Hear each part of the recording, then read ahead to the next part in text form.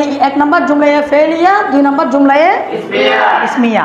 তাহলে আমাদের জুমলায় ফেলিয়া কাকে বলে জানতে হবে এবং জুমলায় ইসমিয়া কাকে বলে জানতে হবে। সংক্ষেপে জুমলায় ফেলিয়া বলা হয় এমন জুমলাকে যে জুমলাটা ফেল দ্বারা শুরু হয়। ফেল দ্বারা কি হয়?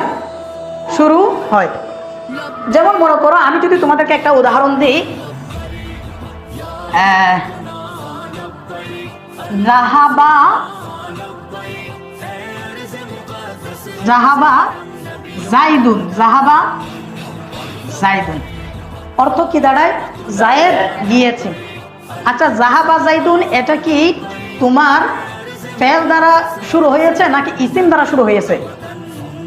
এই বাক্যটা ফেল দ্বারা, তাই না? তাহলে এটা কি? জুমলায়ে ফেলিয়া। আবার যদি ইসিম দ্বারা বাক্যটা শুরু হয় তাহলে হবে জুমলায়ে ইসমিয়া। যেমন মনে করো, জাইদুন